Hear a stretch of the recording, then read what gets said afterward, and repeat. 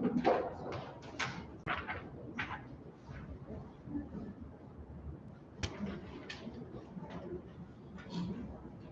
good evening, everybody. Can you hear me? No. Hello? Okay. I guess I got to stand really close on that side. Good evening, everybody, and welcome. I'm Jennifer Scoggin. I'm the Director for the Office of State Lands and Investments. With me tonight, we have Deputy Director Jason Crowder over here, and in the back with the camera, we've got Ben Bump. He is our Assistant Director for our Field Services Division. So thank you for taking the time to be here this evening. Our purpose is to take public comment on the proposed disposal of the Kelly parcel, which is located in Teton County. We are in a public comment solicitation period pursuant to our rules, Chapter 26 of the State Board of Land Commissioners Rules and Regulations. Our format tonight is pretty straightforward. What we're going to do is we're going to start with a short presentation from Deputy Director Crowder. He's going to kind of give an overview of the proposed disposal. We're not going to spend too much time on it because really our purpose here today is to hear from you. We are on a limited time frame tonight. We only have until 6:30. There is something going on after us, so we have to manage our time wisely. And like I said, you guys don't want to hear us talk. We want to hear from you. So after Deputy Director Crowder does his overview of the proposed disposal, then we're going to take questions that folks may have based on the presentation or anything else that you're hearing with respect to the Kelly parcel, and then we will move into the comment period. Those who wish to provide comment, we ask that you fill out one of the pink slips at the back of the room here, and then what we'll do is some folks have already turned theirs in to me up here. When you're after you finish filling it out, if you'll bring it forward, and then we're going to call folks up one at a time to try to maintain a semblance of order here. If yours hasn't been filled out by the time we get to the end of the stack and you wish to comment, just bring your pink form up with you and you can provide comment, and then we'll take the pink form from you afterwards. So we're going to try to be as efficient as we can be. Even after the meeting tonight, we will continue to accept public comment, written public comment until December 1st. You can email those comments to Deputy Director Crowder. You'll see his contact information that will come up at the end of his presentation, or you can send them via regular mail, however you wish to do it. We've also had some folks at our other meetings, they just want to take the pink form home with them and fill that out and mail that in. That's perfectly fine. However you wish to provide your comment, we will take it, we will gather it all up, and we will provide that to the Board of Land Commissioners.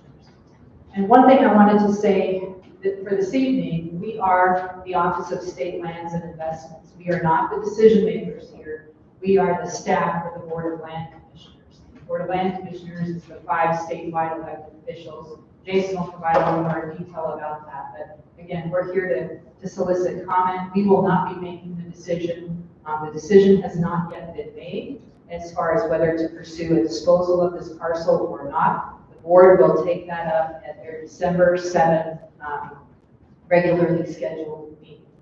So with that, I'm going to turn it over to Deputy Crowder. He's going to go through his presentation, and then I'm going to provide a few ground rules, if you will, with respect to the public comment, and we'll commence that after we take questions. So, okay.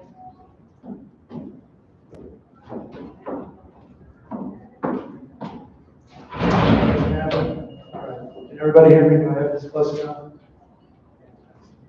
Like the director mentioned, we won't take too much time with this presentation. We have published a detailed analysis in October, so we're expecting that everybody has read it. Is coming to this with just needing a refresher, a short summary to be able to ask questions of it.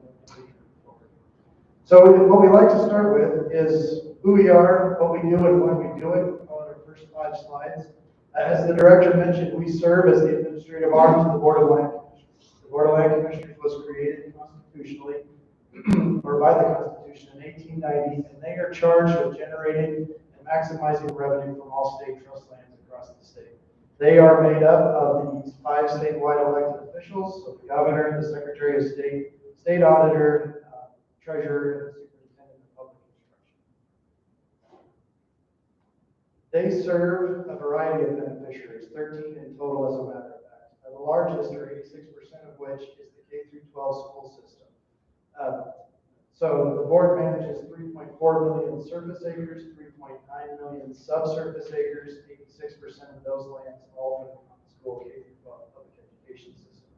The other beneficiaries I'll show you on the next slide, but they make up the remaining 14% of the lands we manage.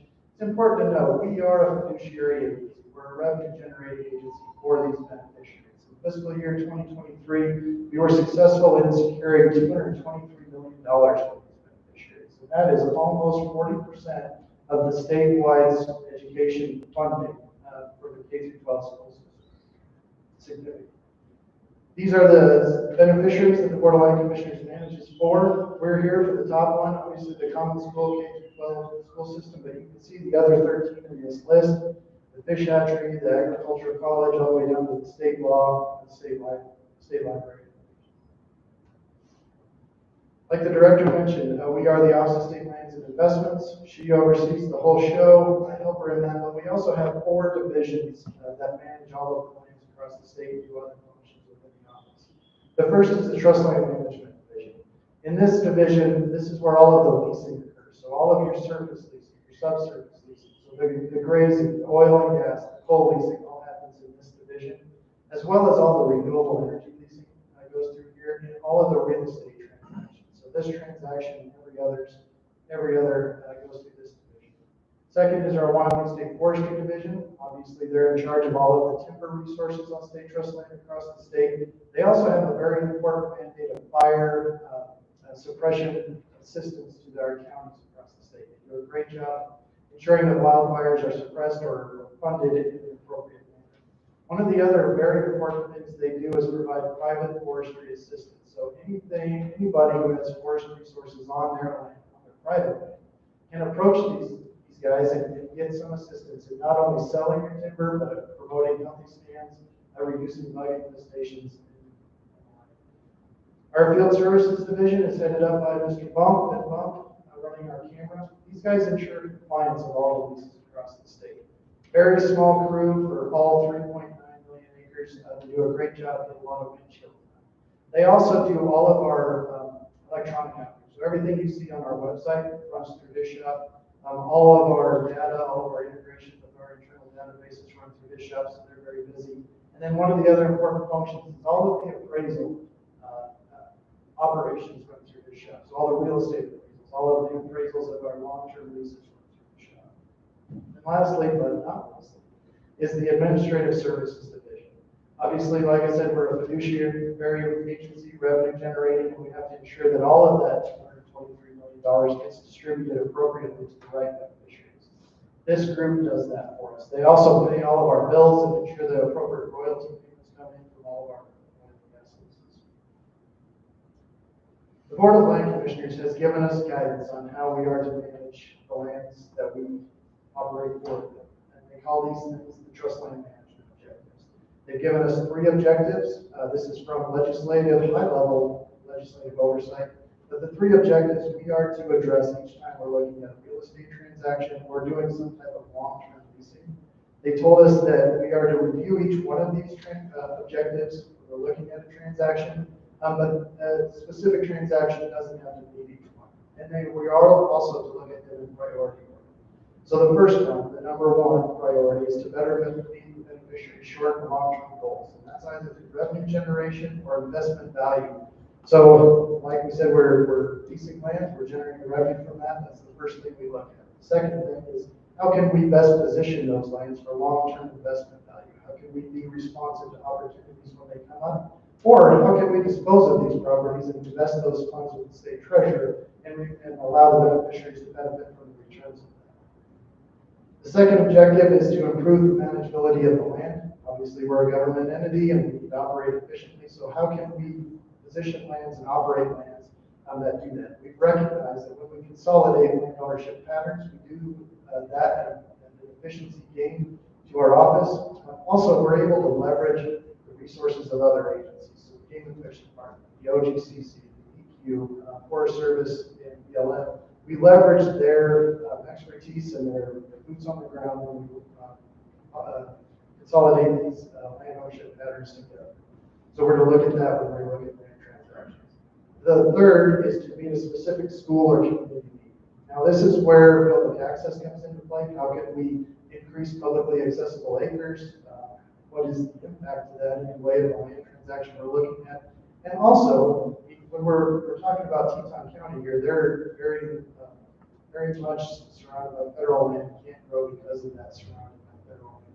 But there are other municipalities across the state that are blocked by state. So we are to look at how can we help that municipality grow. Can we dispose, can we lease in some way that would allow that municipality to grow and meet whatever growth. One of the interesting things that we have, and I think probably one of the most important slides of this deck, is the park management imperative. We are not public land. State trust land is not equal public land. These lands were granted to the state of Wyoming for those specific beneficiaries as a trust. They're a trust asset for those beneficiaries. And the Board of Land Commissioners has allowed the public to use those through a board action, so it's a privilege. Again, Office of State Lands and Investments is not the federal government. We are not the BLM. We are not the Forest Service. Have a different management philosophy. Ours is one to optimize revenue. Theirs is one for multiple use and sustainability. So it's really important that we hit this hard though. Our trust land, our trust obligations are not the same as the federal government or considered public. So we are here today for possible disposal. So it's important to talk about what the process is for a property to go through to get to ultimate closing of the proposal is submitted into the office. And that places the proposal on a category 1 list. That list is simply a category that allows us to know that we have interest in it, we can move on it, we can look at it, and see if it needs to go to the category 2. We present it to the director for her review. She's going to review it against the trust land management objectives. Does it have an opportunity to meet those objectives or not? If it does have that opportunity, she can place it on the category 2 list and it moves on to the next step. But you'll notice there's a dashed line after that box. That means she could determine that it doesn't have the opportunity to meet trust land management objectives, and she can stop the process of its analysis right there. However, in this case, if she decides that it does have that opportunity, we move on to preparing a detailed analysis. That detailed analysis is what we provided to the public.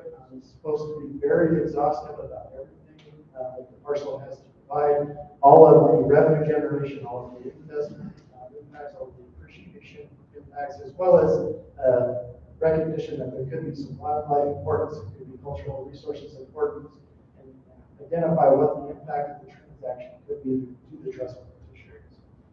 Once we have completed that, again, the appraisal is part of that process, so we want to make sure we understand those values.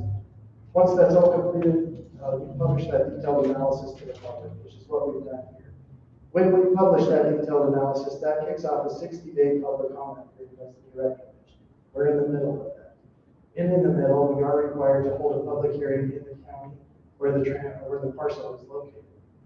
Now, we have done that in Teton County, and as the director mentioned, we're going across the rest of the state, holding public hearings to provide those comments to the Board of Land Commissioners. The 60-day public comment period for this transaction expires on December 1st, so if you have any more written comments after tonight, please provide them to us by now. Once that expires, we will, as the director mentioned, provide the detailed analysis along with every single comment we have received. So all of the written comments, all of the verbal comments we've gotten from all the public hearings, we will provide all of that information to the Board of Land Commissioners for their consideration. This transaction is expected that will take place on December 7th. So please do, if you haven't provided any comments to us, do that. We'll provide that to the board. And again, they get everything. They hear everything. We're recording this, so they'll get to see it. There's a dashed line after the board consideration box. That means that the board makes a decision at that point. They either approve it to move forward or they deny the transaction. So it could go. If it does go forward, we move into an advertisement period, which is 30 days. We have to advertise for at least 30 days, and it has to go to public auction. The Constitution requires that all the state lands sold must be sold at public auction. And Unfortunately, down here in the very corner of it, the slide here, it says closing. So after public auction, we move to closing.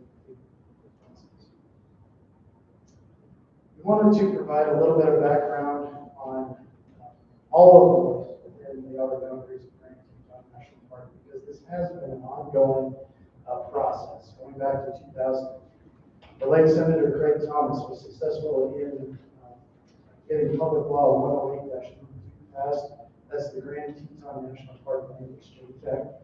It provided the authority to the federal government to acquire all the lands within the outer boundary of Grand Teton National Park either through donation, purchase, or exchange. They were great, they did that. Then you'll notice 2003 to 2010 is a long period of time and nothing happened. It really because there wasn't any funding that came along with that authorization.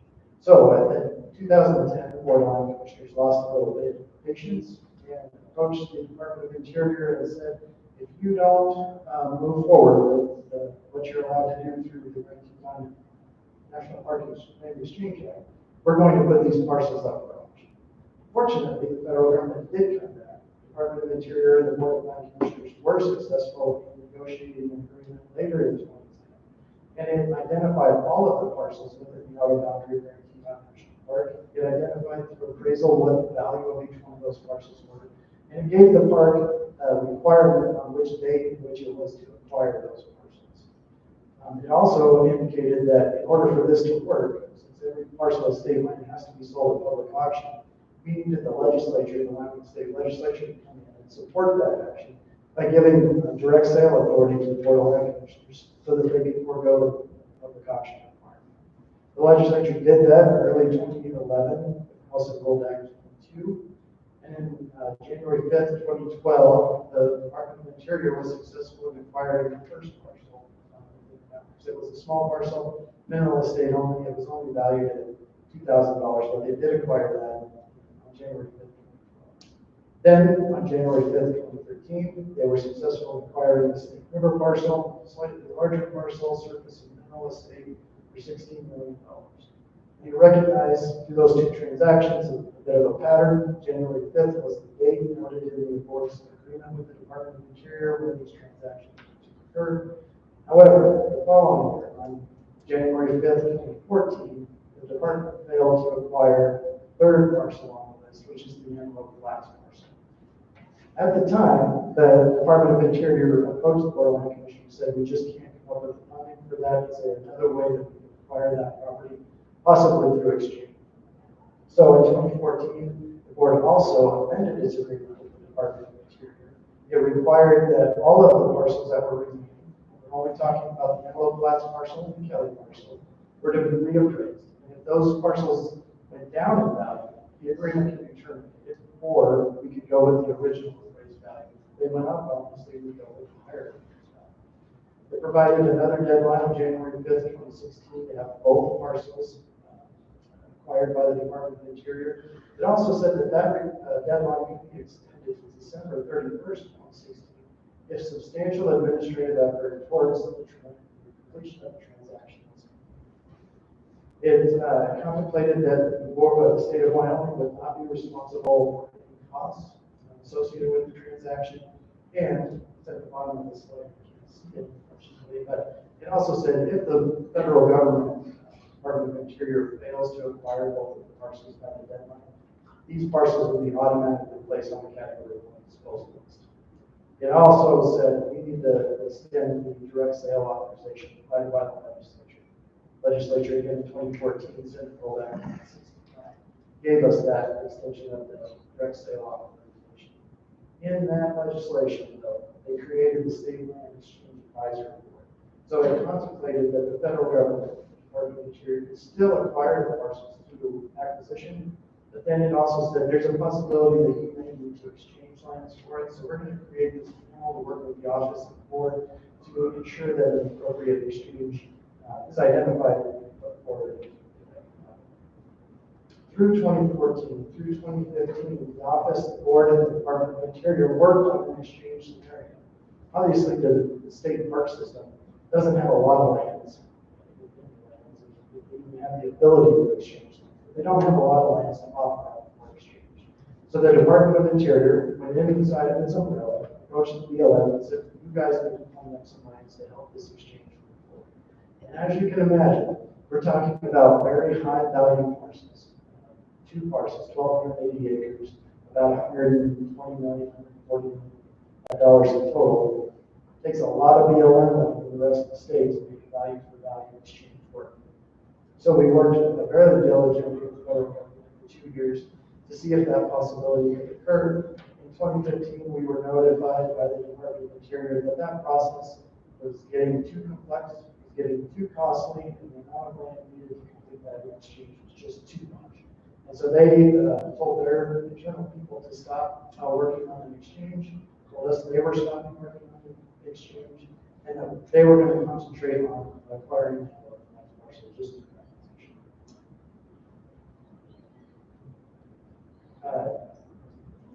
again, we're moving into the end of 2015, looking at 2016, knowing that the deadlines were coming up fast, and the legislature may need to further extend the sale authorization they provided earlier. So Pat attempted to Senate File 88 to extend that direct sale authorization. And the legislature did not extend that, so that attempt failed. So we were still in the original deadlines of December 31st, 2016. However, on December 12th, 2016, the Department of Interior was successful in acquiring $46 million. It was a surface and subsurface estate. And like I said in all the other meetings that started to do this, this column needs to be involved. Because this took a lot of work by the federal government to come up with the funds to do this. They could only come up with capital, $23 million. The other $23 million was provided by donation. Citizens of Wyoming and outside. That was a huge lift for not only the federal government to come up with $23 million, but for all of those donations that come in a timely manner and in a way that could acquire the whole parcel. So this was a huge monumental lift that got this done on December 12th. Later in 2016, like I spoke about, since we still had one parcel outstanding, which is the Kelly parcel, all of the agreements between the Department of Interior and the Board of Land Commissioners expired. All of the authorizations provided by the Board of Land Commissioners or the legislature for direct sale authorization expired, which meant, as I mentioned earlier, that the last remaining parcel, the Kelly parcel, was automatically placed on Category 1 disposal list. And that's where we saw the timeline process. And that's what we said. So in 2017, 2021, the legislature, again, a few times tried to pass direct sale authorization through a bill to provide that authorization to the court. Both of those attempts failed for a variety of reasons that maybe we don't fully understand. However, each attempt having failed means that the Board of Land Commissioners still does not have direct sale authorization to sell these parcels to the party. Instead, the only option it has, if it is to dispose of the parcels, through public auction. In 2021, the director reviewed the parcel as we spoke about earlier. It had merit to possibly meet the trust land management objectives. So she moved it to the Category 2 disposal list on February 18, 2021. And then in 2023, which is where we are today, we started the 60-day public comment period on October 2nd. And that will go through December 1st.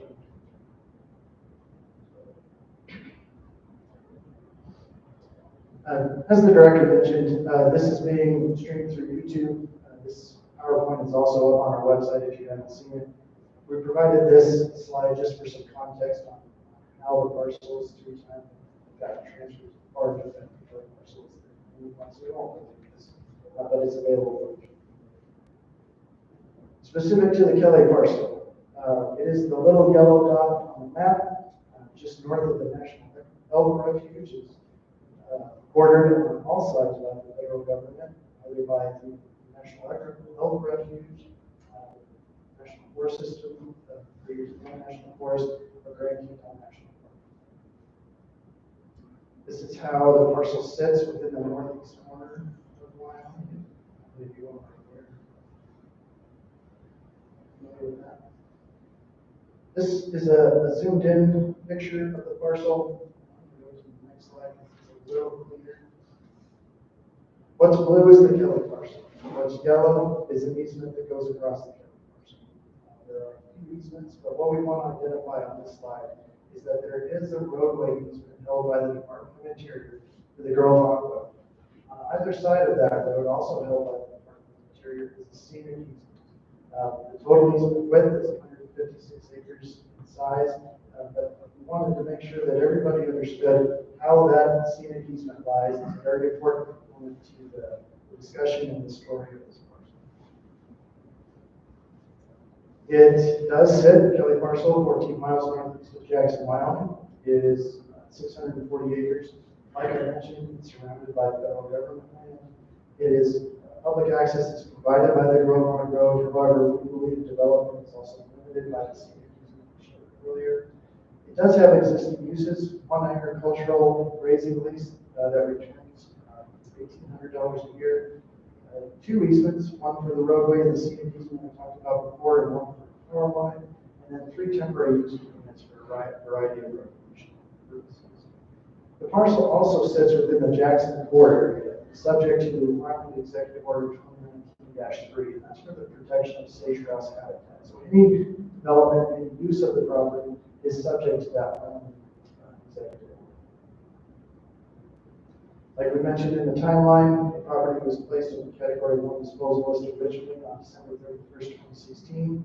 The director moved it to Category 2 on February 18th, 2021. We anticipate the board to consider the transaction on December 7th. The property was appraised. It was appraised at a value of $97,539 at 6 cents per acre for a total of $62,425,000.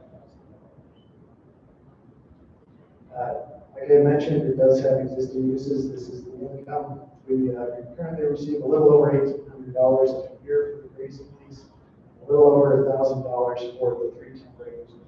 Total income from those uses of $2,845. This is the meaty slide. Which is good. So what we wanted to provide in our analysis, we need to ensure that disposal of the property does meet the trust land management objectives, or it doesn't. So what this slide does is give a comparison of holding the parcel for 10 years, knowing that it's going to appreciate at a certain rate, versus selling and using the investment funds over the next 10 years. How does that benefit the state's beneficiaries? So quickly, the appraised value was $62,425,000. We used a low-end appreciation rate of 3.52% per year.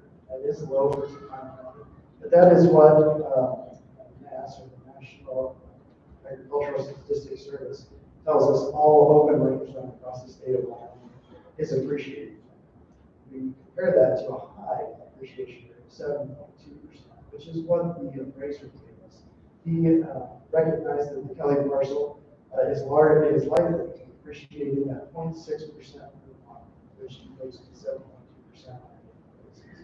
We added all of the annual income into that, so $2,800, that was appreciation.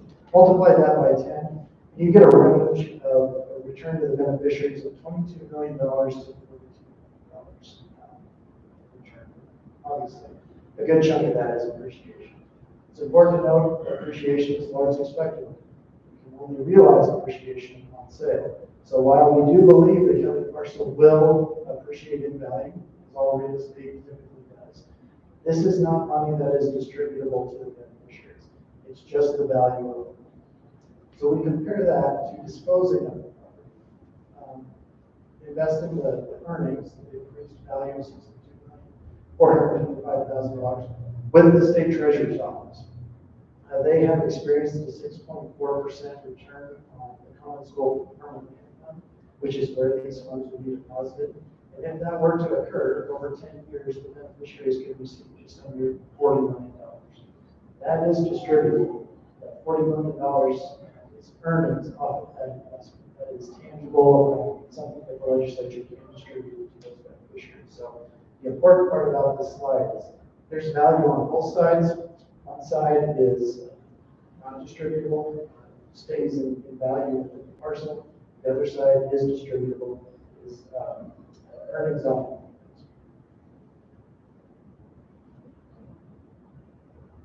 Marguerite, I think you like that slide. So, but as Jen mentioned, we can run into a short question and answer period. If anybody has any questions, won't take too much time. We just want to make sure that you fully understand on the process and anything about the transaction. Marguerite, you will come up. Make sure that we can hear your question.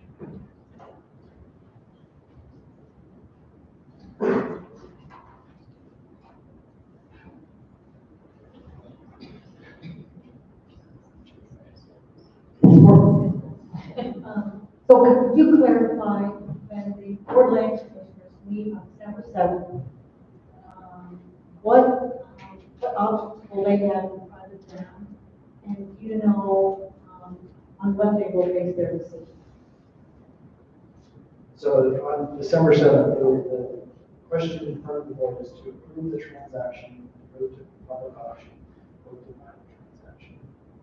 So that's And does that mean that they could move it off category 2 and take it to 1 or take it off entirely? Is that within, instead of what is taking? good question. So we're past all of that. So we as the office do category 1, director does category 2, we complete everything in the middle, and now we provide it to the board of land commissioners.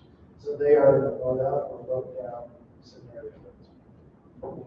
If they vote it down, then where does it stand? Just as kind of not even on any list anywhere, right? It'll stay. It's back in our inventory as a state trust level last year.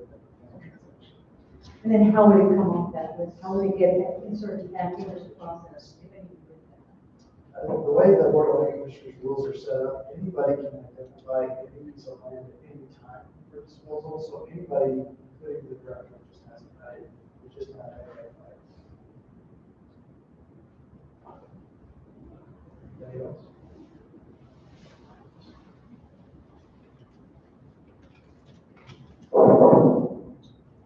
One question that I have for the committee is, if this does go to an approved position, stipulations of the sale we add to the auction stipulations. Good question. We're getting that at every public hearing. We're still working through that question. There's a couple issues that come along with that. One, we want to make sure that the fair sale, everybody knows what we're bidding on, it doesn't change over time. But two, we don't want to run afoul of the prison. We don't want to have a term of sale that might be a restriction that would have an impact on that prison. So possibly, we answer for you, but we have those concerns.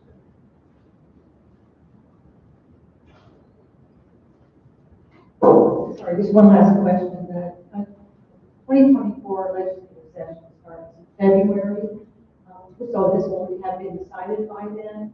Will there be another attempt at the legislative approval for a sale as opposed to an auction? Right, and that's a great question. So we are on the time frame that is given to us by the Board of Land Commissioners Rules and Regulations. It states that once we have everything in place to write the detailed analysis, we are to publish that detailed analysis. It goes through the whole process that I went through. As soon as the public comment period is up, it indicates that we need to provide it to the Board of Land Commissioners at their next meeting. So we were ready to go in October.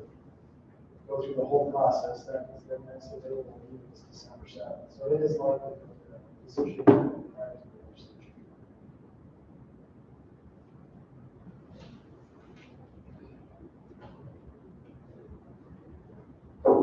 So the sale of this is going to be opened up to developers as well as the government?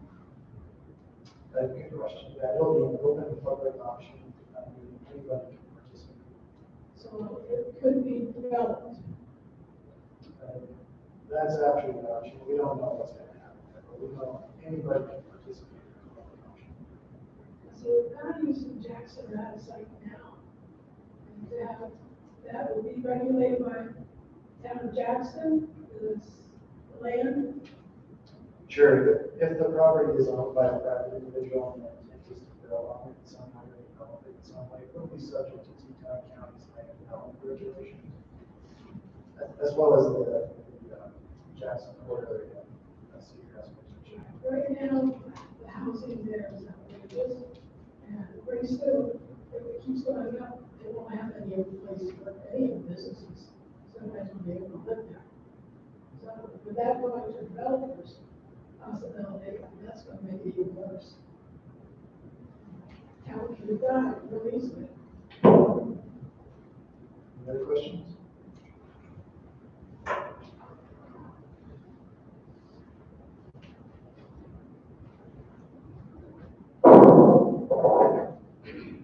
Director and Director Scott, I appreciate it.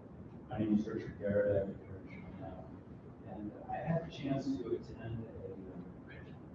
I had a chance to attend a legislative committee meeting this week. And I think I saw similar presentations that were offered today. I'm not sure I could give the distance here. But I would appreciate a little bit more clarity on the process of moving parcel from category 1 to category 2. And I believe the LSO wrote a memorandum that described that process is supposed to take within a year or so. I think what I saw was a process that took somewhat longer. So I wonder. Sure. And good question. So there's not a clear process on what it looks like to move a parcel on to category 1 or off to category 1. So there's not an application, there's not a ceremony, it just needs to be identified for the year expires. We have been talking about the Kelly parcel internal board of commissioners with the federal government since 2003 without work. So the parcel's been identified several times and placed on category 1. It's important that we recognize it can't go on category 2 without it being on category 1. You just simply can't make that shift. But when it is placed on category 1, that's very much a gray area, if you will, or something we can't exactly do. We just know that very formally the Board of Commissioners said, put it on that list if this is not allowed by the So we understood that direction from them. As you noticed in the timeline, a lot of conversation with the legislature, of course, with the federal government occurred since that expiration. See if it could go the direct sale way. But whenever it happened, it was again identified for the category 1 was eligible for the direct sale.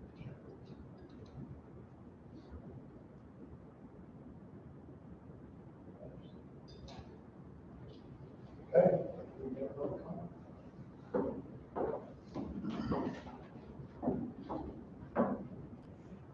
Thank you, Deputy. So we're ready to move into the public comment. As I mentioned, we're here to gather your comments, but we're discussing the Kelly parcel only tonight, so we ask that you stay focused on that topic. We do know that some people are very passionate about the Kelly parcel, but we ask that you respect and listen to all points of view.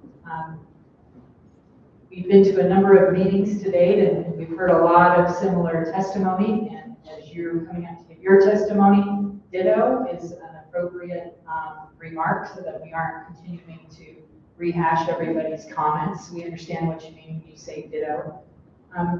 We will conduct the comment period in an orderly fashion.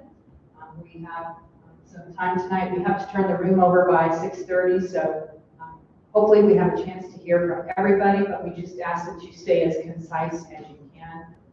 Again, this is a public comment solicitation. It's not a debate. When you come to the podium, we ask that you identify yourself, and if you're representing anybody, let us know if you're functioning in a business capacity, representing somebody or yourself. Again, just to remind you, we are the board's administrative arm. We're not the ones making the decisions. There's no decisions to be made this evening. We will take all of your comments back to the board so that they can consider those. If you wish to provide verbal public comment tonight, we ask that you fill out one of those pink sheets that's at the back of the room. If you haven't done so, feel free to make your way back there and fill that out. And then I've got the stack up here, and we will call folks up one at a time. We'll call your name if you'll just come up to the podium there, and like I said, identify yourself. Let us know you're representing anybody, that would be great, and we'll get through comments, so, all right.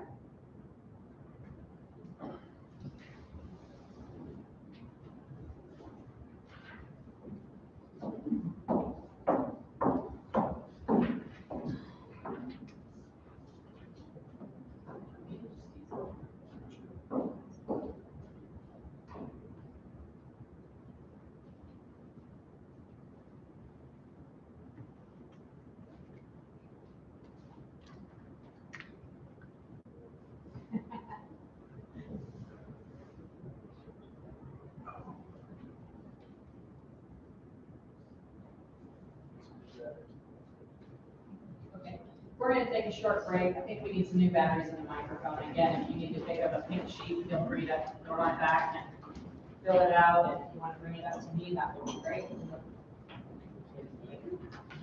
Thank you.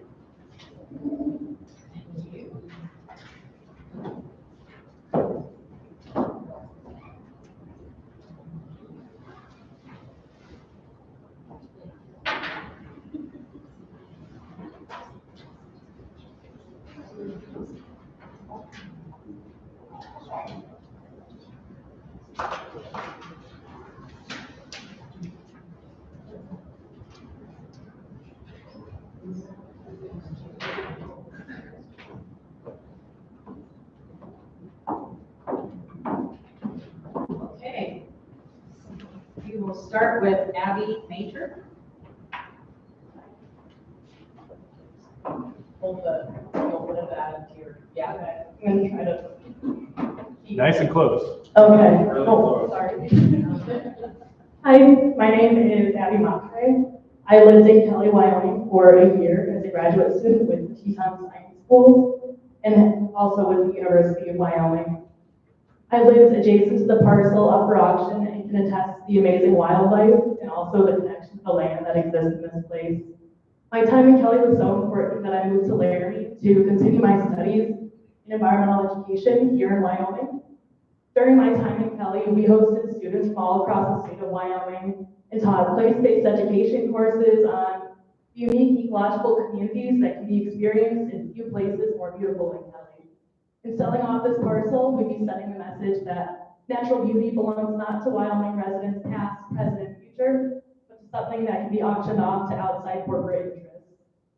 I recommend that we continue the legacy of land preservation for future generations and do not auction off this parcel. Students who visited the Kelly campus were able to benefit firsthand from this land being set aside for them in the past, and they were able to see their land, their state of Wyoming with a new lens. I really want to make sure that future generations also have the same opportunities to see places such as Kelly remain undeveloped. Thank you for your time. Thank you for being here. And yeah, my name is Abby. Thank you. Thank you so much. Appreciate your comments. Next, we have James Schick.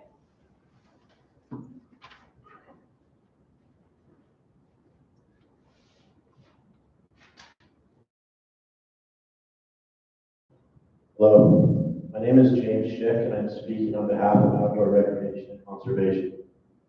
First off, let me say thank you for soliciting input from Wyoming's community on this issue. Doing so shows that the committee understands the magnitude of this decision. The proposed sale of the Kelly parcel is loaded with concerns, and these concerns are precisely why we are here this evening. The biggest concern is perhaps not necessarily the sale itself, as it's deemed to benefit education, but rather an issue of how the land will be utilized after the sale. Do we simply sell out to the highest bidder and forfeit an idealistic Wyoming we also passionately love? Oftentimes in life, we're presented with an opportunity, but just because we can doesn't always mean we should. If the sale of the Kelly parcel is allowed without consideration of how the land is utilized post-sale, we open ourselves to essentially spot zoning our state. If an urban developer is awarded this parcel, we lose this land and associated Wyoming lifestyle that comes with it forever. Many people enjoy this area by immersing themselves in some of only the truly wild area left in the world. Additionally, this area is considered critical habitat, as evidenced in the path of prominence study. I urge the powers that be, Take warning to the potential for spot zoning in our state, and to carefully consider the motives of any potential buyer. The sale is controversial because an idealistic lifestyle of the rugged West and its wildlife is up for sale. How do you value that? Some things are simply priceless. Consider all the options, but please select one that preserves Wyoming and its values. Don't sell out to a spot zone urban development or limited use billionaire that would shut out the world and Wyoming's people. Thank you. Thank you very much. Next, we have Colton Schick.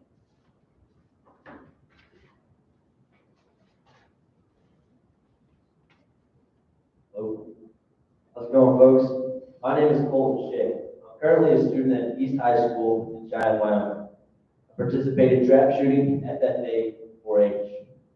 I'm very passionate when it comes to the outdoors. I've been around it for most of my life. I'm very grateful for this opportunity to speak on the proposed disposal of Kelly Parcel State Trust Land. Being a student in public schools, as well as being involved in the outdoors industry, I have my foot in both worlds. I understand that if the land is sold, proceeds would fund school district projects, benefiting me and other Wyoming youth. But I see a far better reward and future preserving it. Although the proceeds of the sale of the land go to a good cause, currently there are no restrictions on the owner of the property sold, meaning they can develop whatever their heart desires. Buildings ranging on the scenic landscapes we know as home. But this land is not just home to people. Wyoming inhabits some of the most amazing species, ranging from the bighorn sheep to black ferret. However you look at it, there is no denying that development has a major impact on wildlife. The simplest effect is the loss of habitat for these species. Now, development and growth are very important in growing economy, especially in a tourist market such as Jackson Hole. But is there really a question of whether building houses is more important than the conservation of wildlife? I don't think so. Once land is developed, it will never be the same, taking away opportunities for everyone to enjoy the wilderness, including my generation and more to come. Thank you. Thank you. Next, we have Richard Garrett.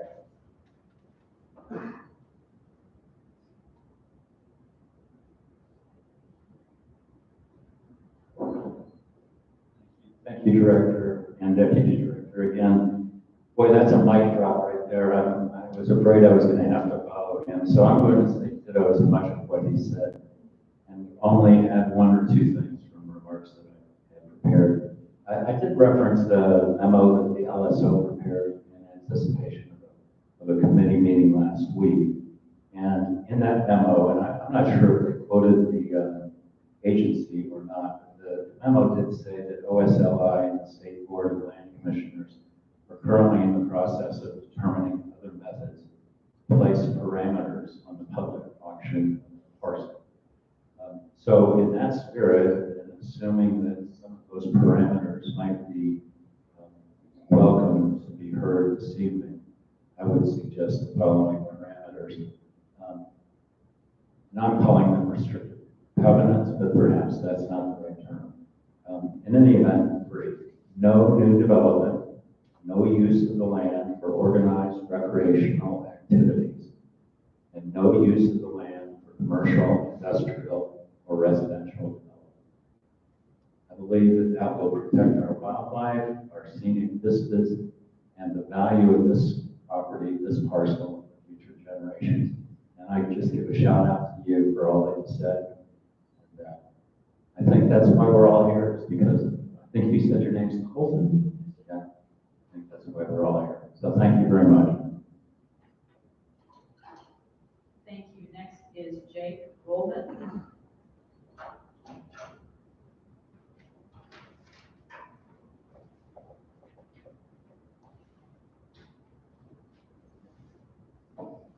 Other one. So my name is Jake Bowman. I'm here representing myself. I'm a wildlife biology student over in Laramie at UW. And I'm also a Wyoming Wildlife Federation ambassador. I moved to Wyoming, Tennessee, going on 3 years ago because of Wyoming's land access and its strong stance around wildlife conservation. The Kelly parcel is an important stretch of land migration corridors of elk, bison, and pronghorn antelope, as everybody's mentioned. And it currently serves as a prime and developed wildlife habitat.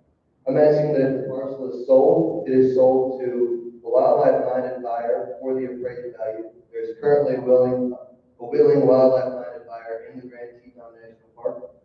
If the parcel goes to auction, I ask that the following terms of sale may be added to the Kelly parcel. Funding excess must be retained on the parcel. Cattle grazing must state loans investment board has final say on sale.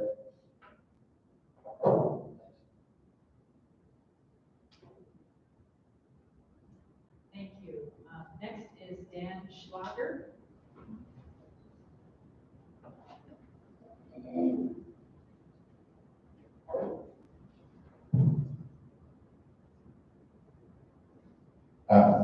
Yeah, that's good.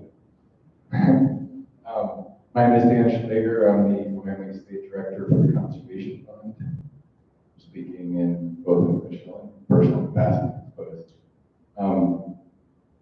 I appreciate not just these hearings, but you, Director Scoggin, Director Crowder, thank you for your deep caring for what you're doing here, both in terms of the land and the stewards of, sorry, I'm going in and be a little bit with this. I'm going to say just ditto as you asked on all of the comments about conservation and migration routes and wildlife habitat, open space, all of those things. I think it's important to recognize, as they do, that the purpose of state trust lands is to fund public education in Wyoming, and its role as fiduciaries to do that. You're trying to balance that with the other values that Jason pointed out regarding management and specific parcels. And there couldn't be a parcel that has more specific values beyond just the fiduciary revenue value than parcel in the middle of Grand Teton National Park. And if there's ever a case for that, it's this one. And I've been struck by just the consistency of the testimony from a really diverse coalition of people. Just by count, small business owners and hunters and anglers and former governor, past and current legislatures, educators, sports people of all types, students, and I'm sure that all the kids that were raising their hand there would raise their hands to go visit the parcel as opposed to just asking a question, going out there and seeing that view. And so it's unusual to have such a, I've been doing conservation a long time, and have such a unanimity in opinion as to what should happen here, and none of the comments have been, hey, let's develop it. So there's really only, in a way, one happy ending, and it's not mansions on the hill. It's somehow figuring out a way to get funding of the school trust, but also to protect the parcel. Personally, our family's dragged a pop-up camper up to the Grove campground every year in Grand Teton, and camp not very far from here, and part of the education for my kids actually witnessing wildlife and bison walking right through your campsite there, or moose with the other wildlife that are in this area, which is visible and really adjacent to that campground. And so think about all the Wyoming families who go up to Grand Teton. It's like a personal park for people in Wyoming, as well as for millions of visitors. And that's really unique and amazing opportunity to go there and see it in all seasons. And so to damage that in such a way that any development would radiate out beyond just the parcel itself in terms of its impact on migration routes and other wildlife. It just seems like this is a unique park on Earth, and to develop it would seem to be a real tragedy for Wyoming. And so it seems like there ought to be a way, whether it's through direct sale of the legislature, bring that back up, or some creative conservation solution that it both creates some revenue for the school kids, but in such a way that it's just open without any development at all. Thank you. Next, we have Alice Swank. Hi,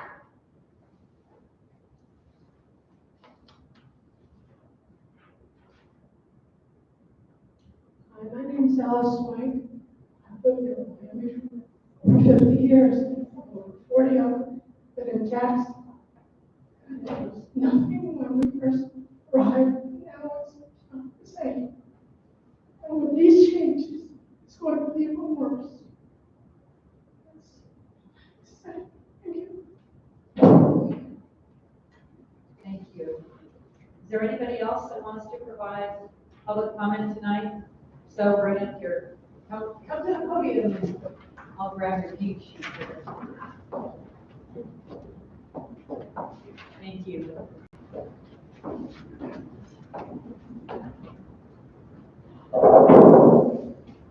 My name is Guy Litt, and I am speaking on behalf of the Wyoming Backcountry Hunters and Anglers as a board member. And I echo many of the comments presented already this evening. I had a great experience going further up the drainage from this parcel this past year and packed out a bighorn sheep off the mountain that my buddy shot, and that's an experience that is enabled by having fidelity of the migratory range throughout the region. Something that the BHA chapter would like to work with the legislature or the OSLE is how can we work to raise funds for state trust lands through recreational use. And we invite having conversations with the public and official agencies on how we might go about that.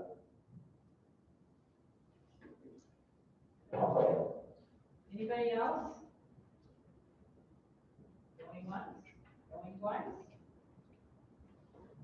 All right, that'll close the public comment period for Cheyenne. As I mentioned, we will continue to receive written comment until December 1st. We also have another public meeting in Cody on November 28th. So feel free to send emails, letters.